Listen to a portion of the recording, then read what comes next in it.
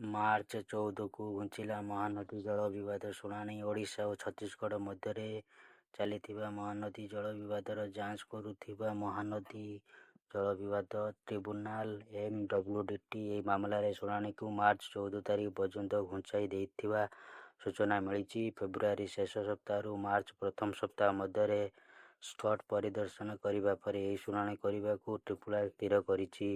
ପୂର୍ବରୁ ଏହି ଶୁଣାଣି ଶନିବାର ହେବାର ଥିଲା। ଅପେକ୍ଷାରତ ଟ୍ରିବ୍ୟୁନାଲ କାର୍ଯ୍ୟକାଳ ଏପ୍ରିଲ 13 ତାରିଖରେ ଶେଷ ହେବାକୁ ଯାଉଥିବା ନେଇ ଜଣାପଡ଼ିଛି।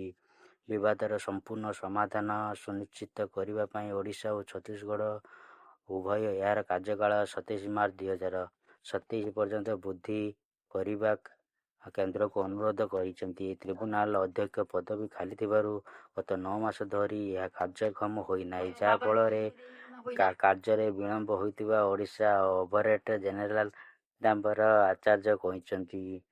ତେବେ ଆସନ୍ତା ମାର୍ଚ୍ଚ 14 ତାରିଖରେ ହେବାକୁ ଥିବା ଶୁଣାଣି ମହାନଦୀ ଜଳବଣ୍ଟନ ପ୍ରସଙ୍ଗ ଉପରେ ଧ୍ୟାନ ଦେଇ ସହ ଦୁଇ ରାଜ୍ୟ ମଧ୍ୟରେ ଦୀର୍ଘକାଳୀନ ବିବାଦ ସମାଧାନ ପାଇଁ ଏକ ଗୁରୁତ୍ୱପୂର୍ଣ୍ଣ ପଦକ୍ଷେପ ହେବ ବୋଲି ଆଶା କରାଯାଉଛି।